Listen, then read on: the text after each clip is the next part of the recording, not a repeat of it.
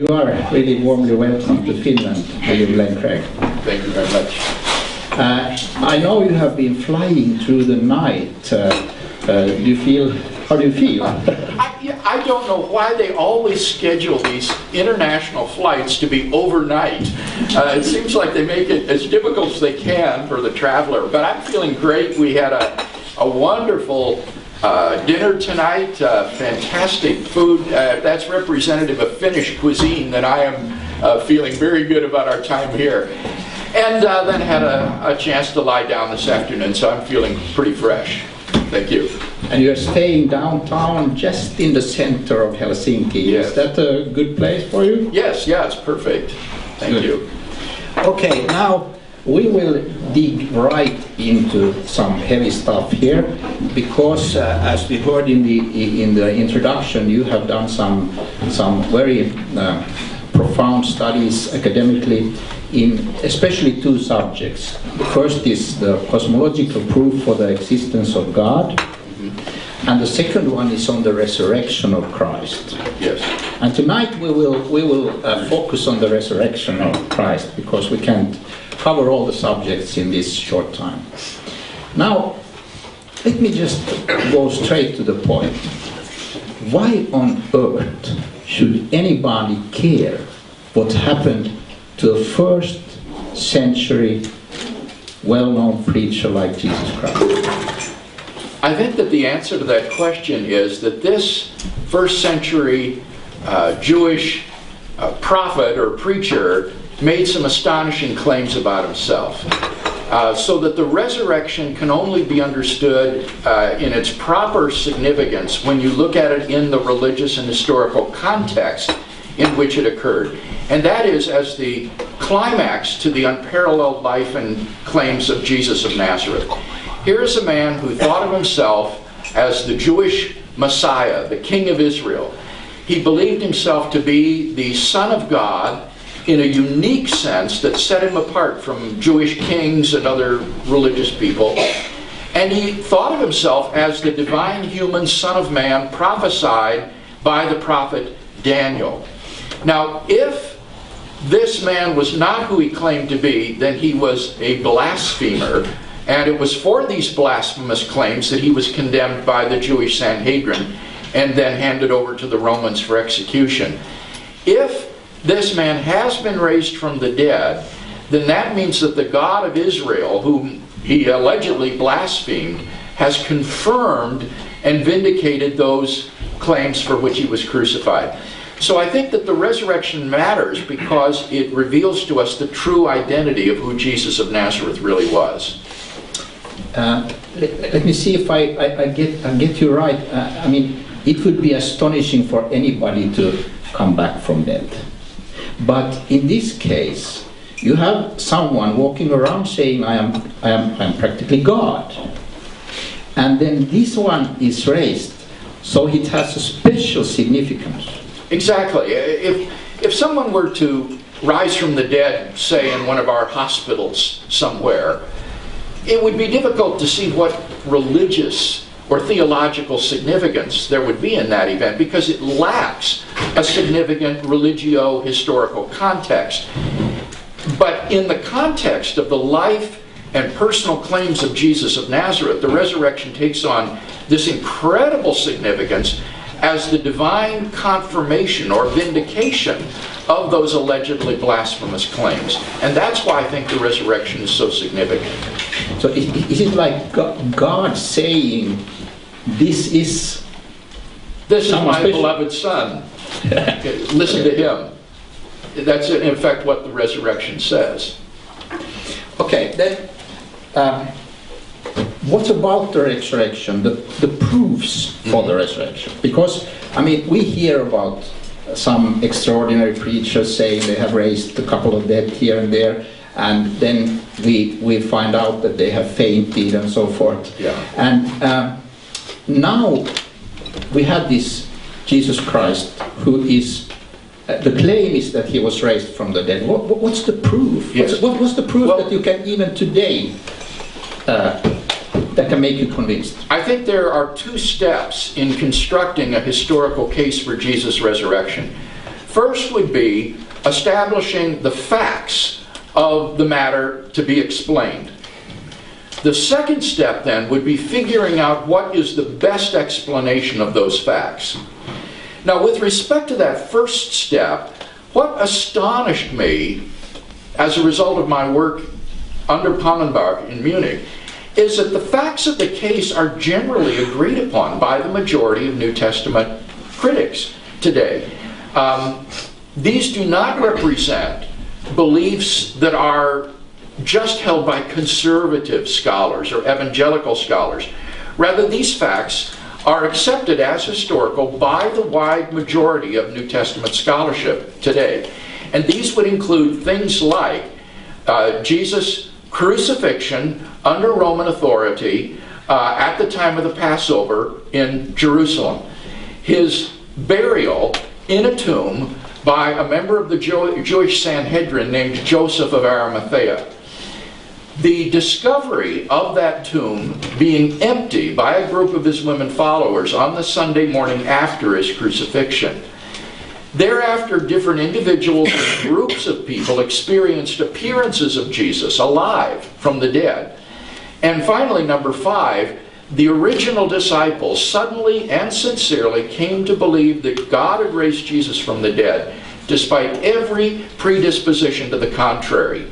And one could go into the multiple lines of evidence that support each of those 5 facts. But those 5 facts represent the majority conclusions of New Testament criticism today with respect to the historical Jesus. Now, the second step of the argument then would be to ask, what is the best explanation of these 5 facts?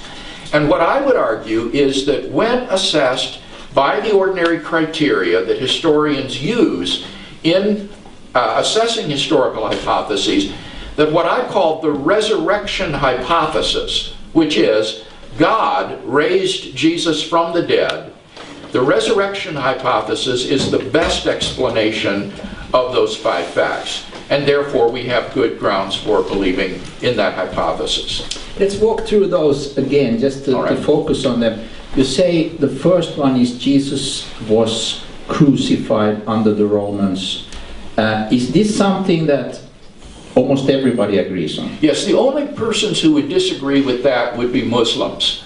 Muslims deny that Jesus was crucified, but they do that not on historical grounds, they do that on dogmatic grounds, because the Quran denies that Jesus was crucified. The Quran says they did not kill him, neither did they crucify him.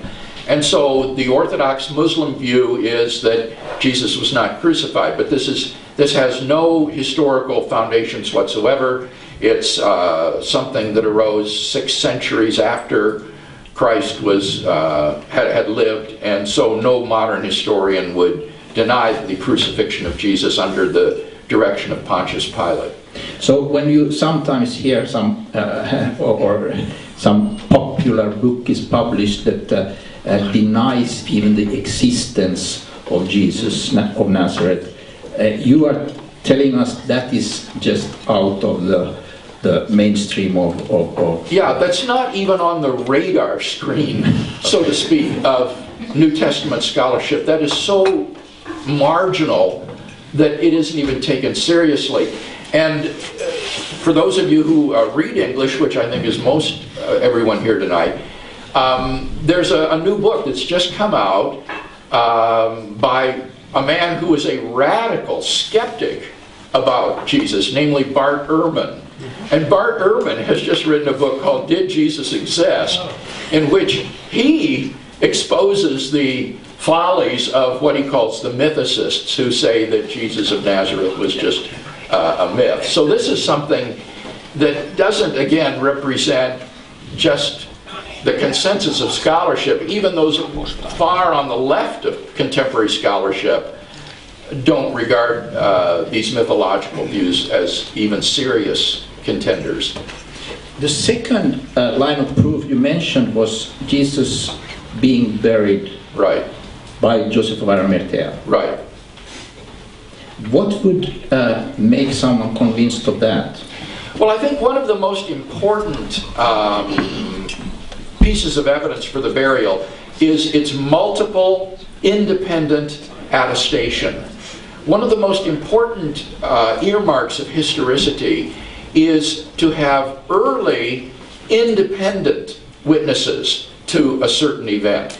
And in the case of the burial of Jesus, we have around 5 independent sources, some of which are among the earliest in the New Testament, like the tradition that Paul hands on in 1 Corinthians 15, or the pre-Markan Passion story that Mark used in writing his gospel. And all of these attest to the burial of Jesus, and it's unanimous that this was done by a member of the Sanhedrin named Joseph of Arimathea. So we actually know the name of the man who was responsible for the interment of Jesus. I could imagine that it's quite easy to come along this far for someone to say, okay, I believe Jesus existed, I believe he was buried. Mm-hmm. But then you are saying something interesting. You're saying that the majority of those people who have really looked into these questions, who are experts, are really claiming that the tomb was empty. Yes, it's remarkable, isn't it? But that is right. And notice that is not itself a miraculous claim, the fact that a man's tomb was found empty. For example, after President Lincoln was assassinated in the United States, there was actually a plot to steal Lincoln's body from the tomb in Springfield.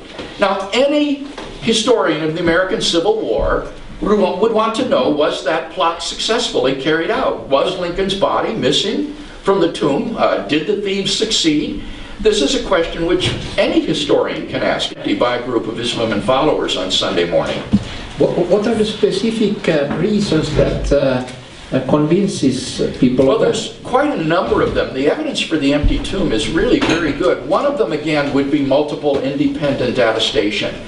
The empty tomb tradition is found in at least 6 independent sources, some again of which are among the earliest sources in the New Testament. Another would be the fact that women are the discoverers of the empty tomb. Why is that important?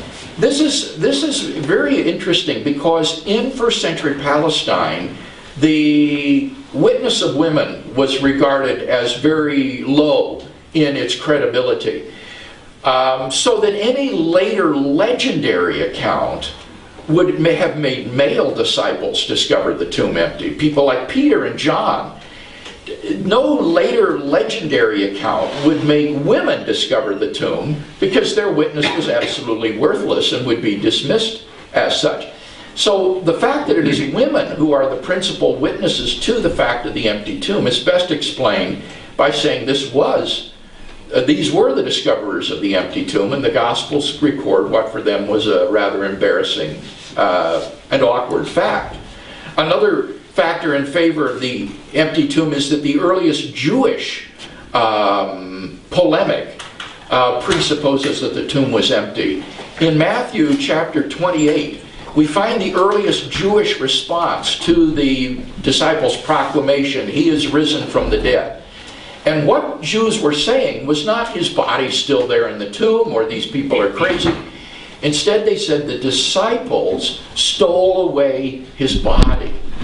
Now think about that. The disciples stole away the body. The earliest Jewish response to the resurrection was itself an attempt to explain why the tomb was empty. So here we've got evidence not from the Christians, but from the very opponents of the early Christian movement, that the tomb was in fact empty. So for these and numerous other reasons, most scholars concur that the empty tomb narrative is historically credible. Correct me if I'm wrong, but is it so that the empty tomb in itself would not yet convince the disciples that Jesus is the Messiah who is risen from the dead? Does it take something else? That seems to be the case when you look at the accounts of the resurrection in the New Testament. The empty tomb left them puzzled and wondering what had happened, but didn't yet evoke belief that he was risen from the dead. It was the next factor mentioned that seemed to tip them over the edge, and that was the appearances. That there were these experiences on the part of both individuals and groups of people of seeing Jesus alive after his death that convinced them that he was in fact risen. Now something that you hear or read quite often is maybe they were deluded, maybe they had some extraordinary experience that they thought was the resurrected Jesus appearing to them. Maybe they were hallucinating. Right. What are you saying about that? Well, now it's very important in constructing a case for the resurrection that we keep our thinking clear. The hallucination hypothesis is not a denial of that fourth fact that individuals and groups saw appearances of Jesus alive after his death. That is an attempt to offer an alternative explanation of that fact. So this is an alternative hypothesis to the resurrection hypothesis, which would be discussed when we come to the question, what is the best explanation of the facts? But it doesn't deny the fact of these appearances. On the contrary, it admits them. All New Testament scholars admit this, that they had these experiences. The question is, how do you best explain them? And there, I think that the hallucination hypothesis fails in a number of respects to be the best explanation. For one thing, it has very narrow explanatory scope. It is an attempt to explain the appearances, but it says nothing about the empty tomb. In order to explain the full scope of the evidence, you've got to conjoin to the hallucination hypothesis an independent explanation of the empty tomb. And therefore, this hypothesis does not have the same explanatory scope as the resurrection hypothesis and is inferior to it in that respect. It also doesn't explain very well that fifth fact, which is the origin of the disciples' belief in Jesus' resurrection. Visionary experiences of Jesus, hallucinatory experiences of Jesus, would be in line with Jewish beliefs about the afterlife. And what Jews believed is that when a person died, his soul went to be with God in paradise. And so if the disciples were to hallucinate visions of Jesus, they would see heavenly visions of Jesus in glory in Abraham's bosom, where the righteous dead went. But that wouldn't have led to belief in his resurrection from the dead. At the very most, that would have led to belief in his assumption into heaven. And that's a very different category than resurrection from the dead. For the Jew, the resurrection from the dead will not occur until the end of the world on Judgment Day. So at most, hallucinatory experiences would have led to belief in his assumption into heaven, but not his resurrection. So the hallucination hypothesis has narrow explanatory scope. It has weak explanatory power with respect to the origin of the Christian belief. I'd also say it's highly implausible. There's nothing in the psychological case books about hallucinations that is comparable to the series of appearances of Jesus after his death. What critics have to do is cobble together independent stories of hallucinatory experiences and then construct a composite picture, which only goes to underline that there's really nothing comparable to the series of appearances of Jesus to individuals and groups alike, to people at different locales, different circumstances, different people, believers and unbelievers as well. There's just nothing like that in the psychological case book. So for all of these different reasons, I think this explanation is not as good as the resurrection hypothesis. Before we go into the question of what all this means for us personally, when you have presented these 5 facts and these historical reasons for the resurrection of Jesus around the world in debates, as you have, with some of the toughest radical theologians on earth, what is the response you are getting? Well, most of them aren't really able to deny those 5 facts because those are very well attested. I think that For the most part, the skepticism arises because of a philosophical assumption that miracles are impossible. And obviously, if the resurrection occurred, it would be a nature miracle of astounding proportions. And if you don't believe that miracles are possible, then you will simply not allow the resurrection hypothesis into the pool of live explanatory options. Well, then I think this is not a matter of historical evidence. This is a matter of philosophical presupposition and argument. And what you need to do then is go all the way back to square one and start over again talking about the existence of God. Because if God exists, then clearly miracles are possible. As the Australian philosopher Peter Slezak said in our debate, for a God who is able to create the entire universe, the odd resurrection would be child's play. So the real question is there a personal creator and designer of the universe who is distinct from the world? And therefore, that philosophical question, I think, needs to be settled first before you begin to broach the topic of miracles. I would love to go into that, but we don't have the time tonight. But if someone is interested, they can even read your book On Guard in English and Valveilla in Finnish. And what's the Swedish title of this? You remember? Själa tro. What's it? I'm not quite sure. Trons försvar. Till trons försvar. Okay, that's the Swedish name. So there you go through these evidences, these arguments for the existence of God. Yes, and let me just add that anyone who is planning on attending the debate with Kari Enqvist would, I think, be well advised to read the chapters in the book first on the existence of God, because these are technical arguments that are difficult to understand even if you're a native English speaker. Okay, this book is sold here tonight, by the way. And I'm not saying that to sell books. I know, I was saying that. Okay, all right. Okay, but let's get back to the resurrection. Right. Let's suppose that someone says, okay, these facts, these historical facts, makes it at least very possible, and I'm ready to consider the chance that Jesus is risen from the dead.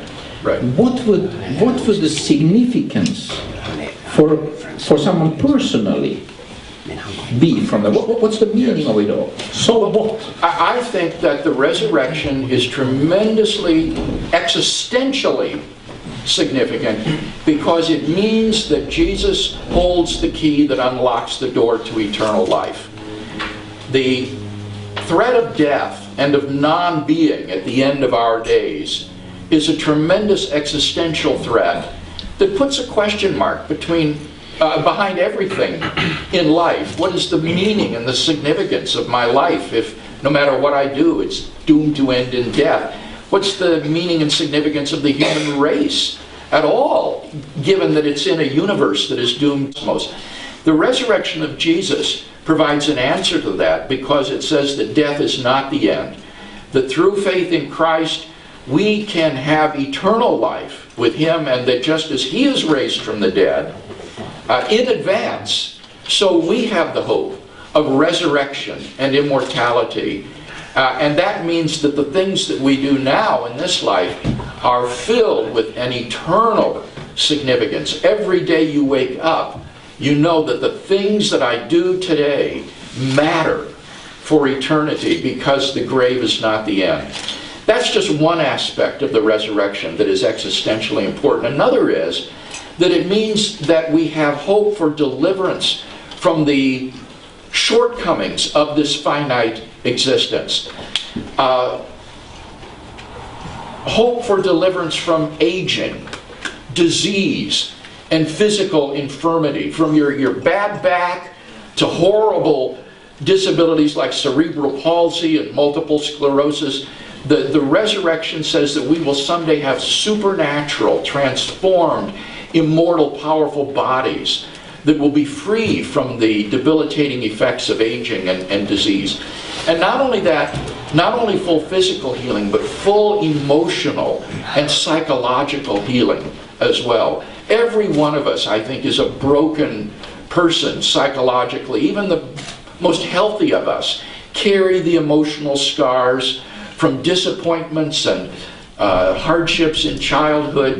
And every one of us, I think, struggles emotionally with certain facets of your personality that you wish were different. And the hope of the resurrection is that someday we will be not only physically but psychologically whole, transparent, healthy people who relate to one another in love forever. So the resurrection provides tremendous hope for the shortcomings of this finite existence that we have now. Am I right to think that this hope is very much connected to the fact that the resurrection is a bodily resurrection we are talking about? Clearly, and especially that first point that I mentioned about physical healing. Yes, the remarkable thing about the Jewish hope in immortality is that unlike the Greek hope, it wasn't a disembodied existence, not the release of the soul from the prison house of the body. Rather, it's the redemption of the body. It's a tremendous affirmation of the value of human physicality and materiality, that our bodies will be raised from the dead, and that immortality is an embodied existence. And this is shown in the resurrection of Jesus. The incarnation of the second person of the Trinity was not some temporary state of about 30 years. He is risen from the dead and ascended in his body. So this is a permanent condition of the second person of the Trinity. He carries his human nature into eternity. And that is a tremendous affirmation of the value of the physical world and human corporeality or physicality. Before we turn it over to the audience here to make some questions, after studying this question of the resurrection of Jesus for years, for tens of years, what is the most meaningful and precious thing for you personally in this whole thing? Well, I think it would have been the first point that I mentioned, meaning. As a non-Christian, I felt deeply the darkness and the despair of an atheistic, well, not an atheistic, but of a world without any sort of connection with God. That if God existed, he really didn't matter, that my life was doomed to end in death, and therefore, as I say, life just seemed meaningless to me. And when I became a Christian, this just changed everything, because now my life had an eternal significance. So many times people will say that the difference Christ has made in their lives is the joy that it brings, or the love, or the peace that it brings. And I have experienced all of those things. But for me, I think the most significant would be the deep, deep sense of meaning that it brings to life. And so that would be the most precious thing to me, I think, about the doctrine of the resurrection. Thank you so far. And now we will turn over the chance for you in the audience. I think it's fair if everybody gets one question. And, we will be sure we won't go very long, because we have to consider two things. They have flown through the night. Dr. Craig has flown through the night, and he needs a good night's sleep, because there's a tremendous day tomorrow. We have a record many people coming to the mission center in Rytter, like 400, and he will lecture 2 times and answer questions there. So we have to be a little bit human and let him have a night's sleep. But we will have something like 15-20 minutes, so just go for it. You can ask in any language, preferably in English. Otherwise, I'll try to make the question understandable in English. And maybe we start with the first man eagerly waiting for a question here, please. I would have liked 10 questions and long ones, but I'll try one and short, as you asked.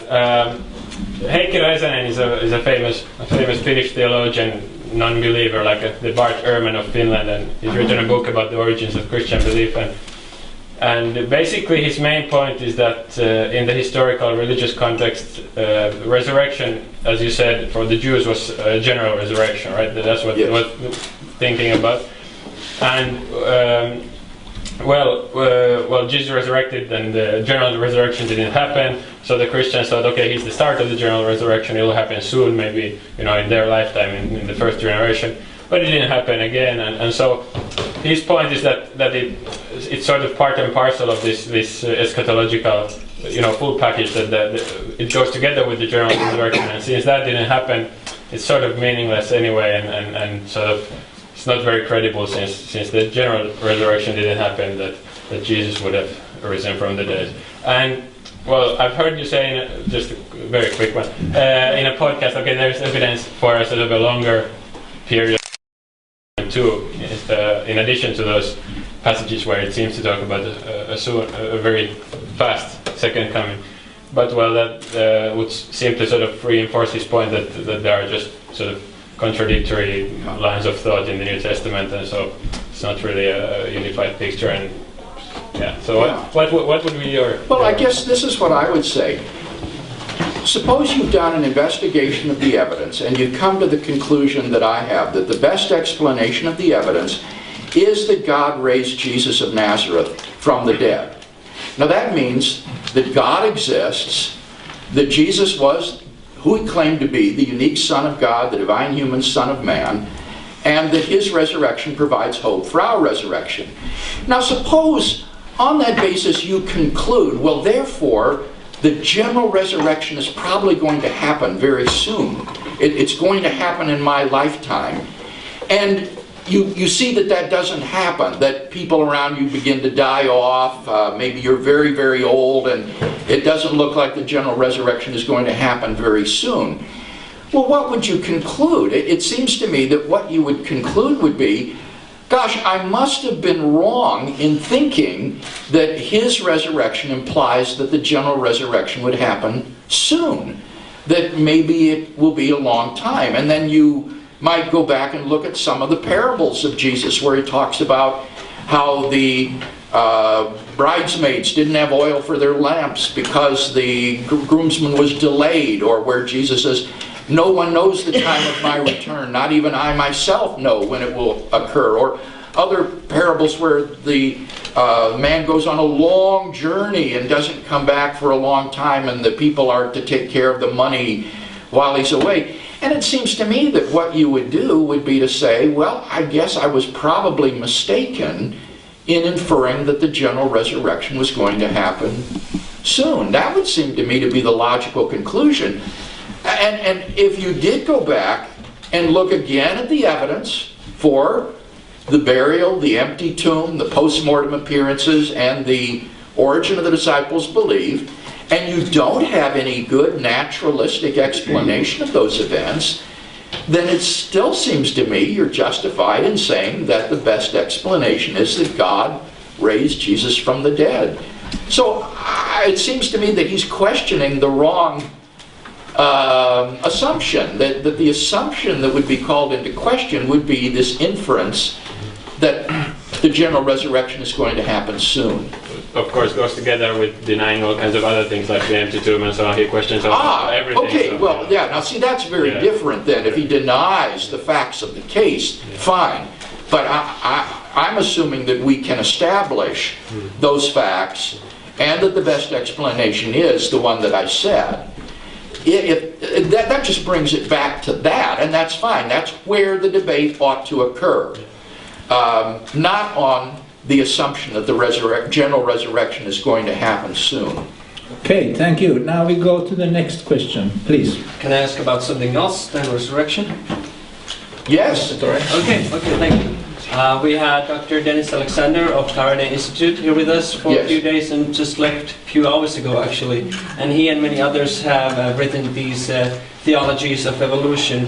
And I was Googling you if what's your stand on the issue, and I found a video where you said that you're somewhere between, or you're kind of agnostic about the issue, but you might fall between progressive creationism and theistic evolution. Well, my question is about these theologies of evolution. Do you think they are able, or some of them able, to make justice or injustice to the biblical understanding of God and creation? Yeah, I do think that they're able to do justice to the biblical understanding of God and creation.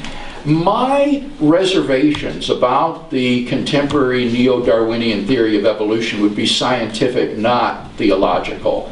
I think once you give up the idea that the Bible requires you to believe that the world was created in 6 24-hour days, 10 to 20,000 years ago, that then the door is wide open for an interpretation of how God brought about biological complexity. The Genesis narrative just seems to me that Genesis is patient of a wide range of interpretations of how God brought about biological complexity on this planet.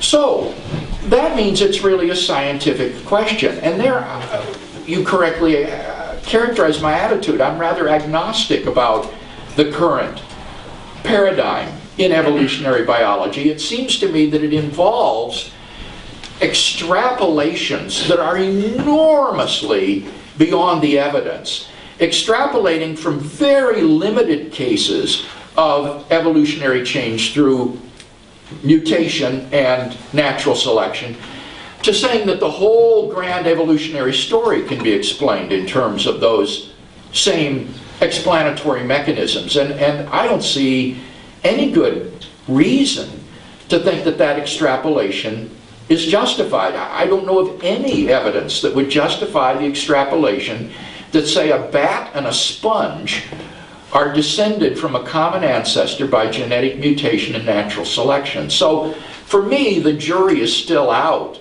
on this theory, and I suspect very strongly that it will be radically revised by the end of this century. I think already evolutionary biologists are recognizing the explanatory inadequacy of the mechanisms of genetic mutation and natural selection, and they're looking for additional explanatory mechanisms, extra genetic factors that would supplement these to try to explain the development of biological complexity in so relatively short a time. So for me, it's really a scientific, not a theological question. Thank you. So let's go to the next question. Do we have someone there? Yes, please. Yes, you. Okay. Yes, Doctor. I was wondering, going back to the resurrection, because otherwise we'll be sitting here tomorrow morning. What would you say to those people who say that, okay, the Lord, well, they wouldn't call him the Lord, but was on the cross only for a very short period?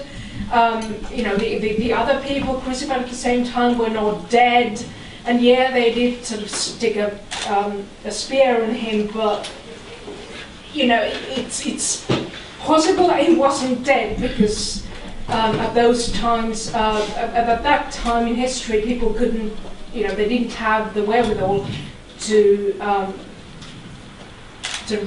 reliably tell if somebody was dead or just very sort of, because there are people who say that, okay, he was just sort of,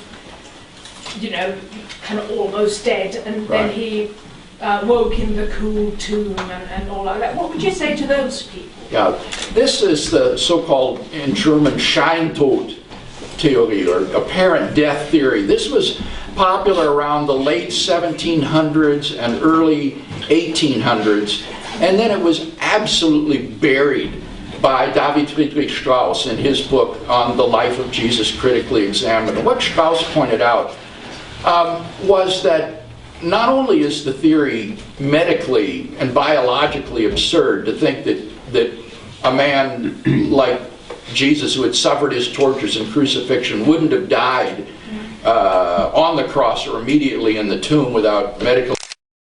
The appearance of a half-dead Jesus to the disciples, desperately in need of medical care and bandaging, would not have elicited in them the belief that he was the risen Lord and the conqueror of death. It would have just led them to believe that he had somehow managed to escape the executioner and he was still alive. So it's just utterly explanatorily inadequate with respect to why the disciples came to believe that Jesus was risen from the dead, not to mention its medical and biological implausibility.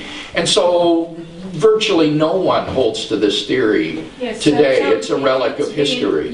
So it's been dismissed nowadays. So I mean, among sort of among scholars who well. Right. It hasn't been a factor since the early 1800s, really after Strauss wrote, and it's remarkable to me how much the unbelieving community on the internet is out of touch with the last 100 years of critical historical scholarship with regard to Jesus. You still sometimes see these. Yes, you do on the internet and places like that, but it's not one that would be seriously put forward by a historian.